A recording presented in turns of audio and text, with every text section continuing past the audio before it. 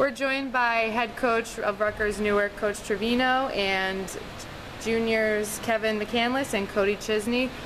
Coach, give me your just thoughts on the match overall. It was a tough loss. Just give us an opening statement or something. Yeah, you know, Springfield's a good team. We know anytime you're playing a good team, it's going to be tough. I thought game 2 was our best game. We really went out there. I thought we had them, and then at the end we just didn't do things that we do well, which was siding out. I figured that's all we really had to do at the end of the game, but you know, Springfield did a good job of stopping us. I was hoping after that one timeout that I called at the end of game 2 that would have got a little more energy back for us, because we were playing with good energy and then we kind of slowed down a little bit. But like I said, unfortunately Springfield pulled it out. But I'm very proud of all these guys and what they did. Coach, yeah, I thought game 2 could have come off as very deflating for you guys. Just what were you able to change from game 1 to 2 that, you know, they were pushed? You know, you pushed them today. Not many teams can do that. What were you able to do to kind of do that? That I guess gives you a sense of what with your heavy junior class, kind of gives you a glimpse of what you can do. Sure. I try never to push anytime you lose a game, no matter how close or how bad it is, to deflate anybody. During practices, we do a lot of drills where we're going hard, where I try to challenge these guys physically and mentally. So I feel even after game 2 that going into game 3, I still felt good with the guys that I had out there. One of the things that we just didn't do very well was blocking at times. And I think when you have a team like Springfield that's swinging as hard as they can and going for the kill, if you're not blocking or slowing the ball down, you're not going to have very good success. So, like I said, I felt still very confident going down 2-0. We're a great offensive team, so I figured if we could pass balls, we could still go out there and side out and possibly make it into game 4.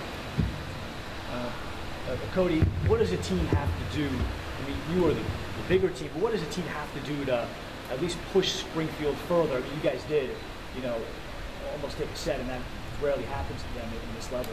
What does a team have to do to kind of get over the hump that you guys nearly did today? I feel like the first game was a shock. I mean, this is the first time we've ever been in a situation like this. So I feel like it was us just getting our jitters out the first game. And then into the second game, everyone was hyped up and motivated. We started changing things around on the offense to move around the ball a little bit. And just everyone came in the circle, everyone was hyped up. We all 2-4 RU in the middle like we do every time. So got us hyped up. The same thing for you, Kevin.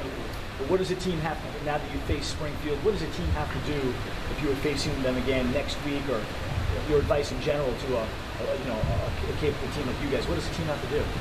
It's like what he said. You know, we were kind of just shocked in the first game, and especially against Springfield, you just have to be confident in yourself and just play consistently, because they're obviously a very storied D3 program. So you just gotta relax, play your game, realize it's just another match, and just go out there and win. Coach, anything to add? Your advice for the next coach that has to play Springfield now that you've seen them in person and kind of gone through the process?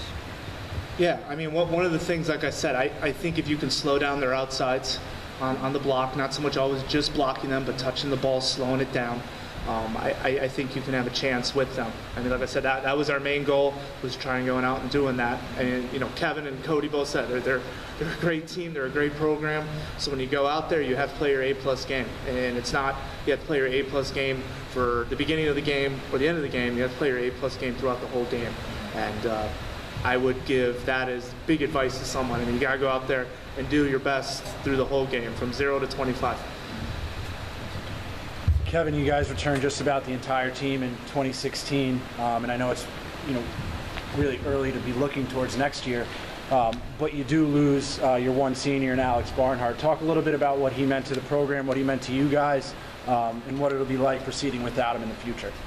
Yeah, like you said, he was the only senior we had this year, so he did a really good job of stepping up and assuming the leadership role that we really needed this year.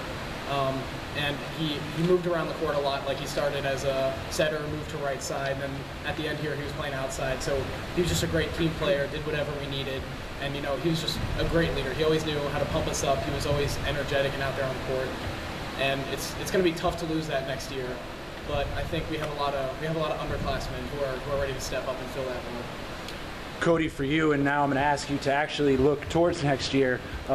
it's got to be exciting for you as an All-American, as a leader of the program, to know that you're bringing back just an entire team that just reached the national quarterfinal. What do you think you can take from this experience today and then maybe last weekend in the NCAA tournament to next year as you guys try to push through and maybe make a semifinal or a final? I feel like everything's just big team collaborative. We just need to work together in the off season, work together during season. It's a team game. I mean, there's not one outstanding player. There's everyone making good roles in the team.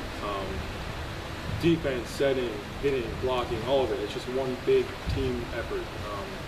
And I feel like next year we're bringing back almost everyone but one person. And as a team, I feel like it's nice because we already know each other. We already know how each other play. And after this tournament, I feel like we gained a lot of experience. It's our first time in the NCAA tournament, and if we make it next year, it's going to be our second time in the NCAA tournament. So we can look positive and be like, hey, we made it last year. It's just another game next year. So I feel like that'll definitely help us next season. And most of our team will be seniors next year, and it'll be our last game to play. And when it's your last game to play, you have nothing to lose. So I feel like it'll be a big motivation for everyone. Coach, last one for you. It's been a whirlwind of 3 weeks, I could imagine, for you. Taking your final scheduled home match against Juniata, getting to host a conference tournament, boom, hosting an NCAA game, and then you're in the quarterfinals. Can you put that in perspective? Maybe how what you may say to your guys on the bus, or what you just said to your guys in the locker room? The first thing I said to all the guys was how proud I am of them. When we started this year, first year in D3, the expectations we always try to set high, and I feel that the ultimate goal is to make this tournament being the first year in D3.